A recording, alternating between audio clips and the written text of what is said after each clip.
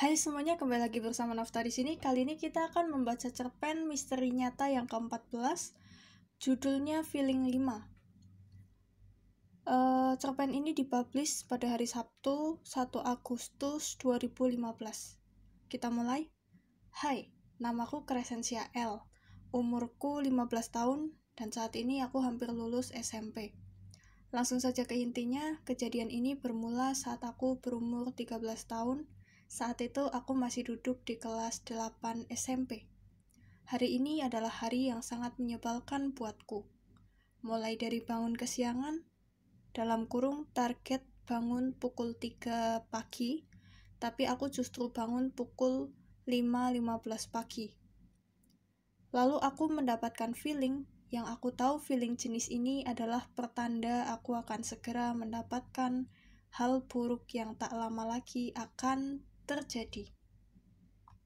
Lalu, dengan perasaan waspada, aku mencoba melakukan hal-hal yang biasa kulakukan seperti biasanya. Aku mulai dengan membangunkan kakakku dengan susah payah, tapi hasilnya kakakku justru terus-menerus memarahiku. Untungnya setelah itu tak ada hal buruk lagi sampai pulang sekolah. Aku pikir pertanda buruknya sudah berakhir, tapi ternyata sesampainya di rumah aku langsung dimarahi habis-habisan oleh kakakku karena aku membangunkan kakakku di hari liburnya. Dalam kurung, padahal kemarin malam kakakku yang minta dibangunkan. Lalu sebelum berangkat latihan pramuka, aku kembali mendapatkan feeling yang sama seperti tadi pagi. Aku berkata dalam hatiku, aduh, 2 feeling di hari yang sama. Dan feeling yang pertama masih belum berakhir. Kini aku mendapatkan kesialan berlipat ganda. Belum lagi feeling kedua sepertinya adalah pertanda jika hal buruk selanjutnya akan ada yang membuatku sangat malu. Benar saja, tepat sebelum berangkat latihan pramuka, gerimis mulai turun. Sialnya lagi, karena aku terlalu lama menunggu temanku yang sudah biasa kujemput, hujan turun dengan sangat deras. Terlebih lagi, aku menunggu di luar rumah temanku itu dan bajuku basah kuyup. Sesampainya di sekolah, 2 orang temanku yang sedang kutunggu-tunggu kedatangannya justru tidak berangkat. Karena masih hujan hari ini, materinya permainan semua. Padahal aku paling benci dengan yang namanya permainan dalam pramuka. Dan saat hujan sudah berhenti, kami dikumpulkan di halaman sekolah. Kupikir akan ada kegiatan menarik selain permainan. Dalam kurung, mungkin senam atau materi baru. Tapi ternyata, kami diberi perintah untuk bermain kucing-kucingan. Emot poker face. Parahnya lagi, aku menjadi tikus karena dipaksa oleh kakak-kakak kelasku. Kalian tahu, aku benci berlari dan aku benci permainan dalam pramuka. Tapi kini aku terpaksa melakukan keduanya. Mantap. Lanjut. Dan hal yang paling parah di hari ini adalah feeling tentang hal buruk yang akan membuatku malu benar-benar menjadi kenyataan. Saat aku sedang menjadi tikus terakhir, karena teman-temanku yang lain sudah tertangkap semua, aku jatuh tersungkur karena dorongan dari temanku yang tersandung saat sedang mengejarku. Dan aku jatuh tersungkur tepat di hadapan kakak-kakak pembina. Dalam kurung, mereka adalah guru, Pak Guru dan Bu Guru yang cukup dekat denganku dan sering menjahiliku karena aku terkesan kalem dan pasif di sekolah. Dan kali ini adalah pertama kalinya mereka melihatku aktif bermain sampai jatuh seperti itu. Poker face lagi. Belum lagi, semua mata peserta pramuka tertuju padaku, baik kakak kelas, teman-teman seusiaku, dan para adik kelasku. Poker face, Hari ini benar-benar melelahkan sekaligus memalukan. Tamat. Ya, kenapa ini aku masukin di dalam cerpen? Woi. Lu kan udah malu nih, udah malu di sekolah. Atas dasar apa menulis cerpen seperti ini?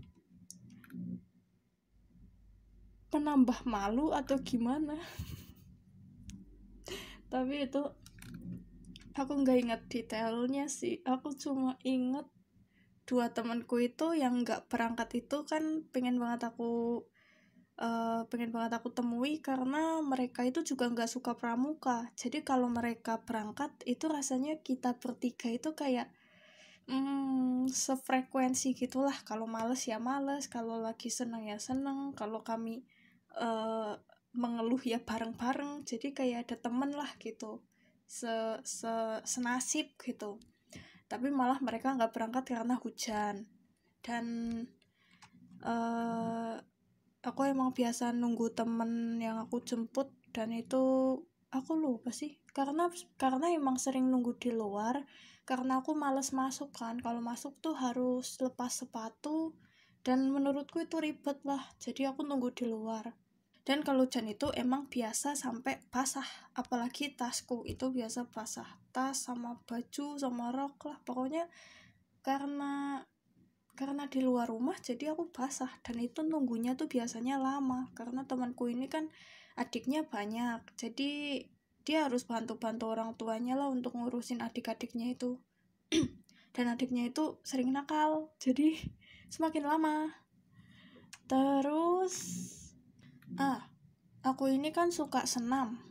Aku ini suka senam dan suka materi pramuka. Tapi aku nggak suka kalau permainan. Aku sangat tidak suka permainan. Baik di pramuka, PMR, OSIS, MPK, apapun. Pokoknya aku nggak suka namanya permainan. Kegiatan apapun, bahkan kayak seminar-seminar atau apapun. Aku nggak suka banget. Sangat amat nggak suka permainan. Kayak nggak tahu kenapa pasti tuh aku kena hukuman. Dan aku tuh selalu jadi inceran. Mungkin karena aku emang beda sendiri ya. Apalagi kan aku sering mengeluarkan gerakan-gerakan aneh dan itu kan menarik perhatian.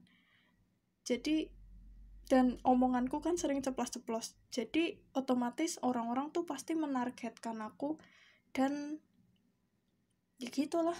Pasti aku yang kena hukuman, atau enggak pasti aku kena sesuatu yang bikin aku malu gitulah. Makanya aku nggak suka permainan. Dan parahnya hari itu udah kehujanan, basah kuyup kayak gitu, ke sekolah malahan permainan di kelas. Udah permainan di kelas capek-capek, pas terang bukannya dapat materi, malahan permainan yang skala besar yang sekalian seangkatan sama angkatan adik kelas juga. Enggak, berarti enggak cuma seangkatan, 3 angkatan, 1 sekolahan tuh main semua. Gila, skala sebesar itu aku jatuh di depan guru. Dan guru itu kan akrab sama aku, tadi aku udah tulis kan, akrab sama aku, dan mereka itu sering ngejailin lah, kayak sering ngegoda biar makin dekat. Karena kan aku emang kalem banget kalau di sekolah.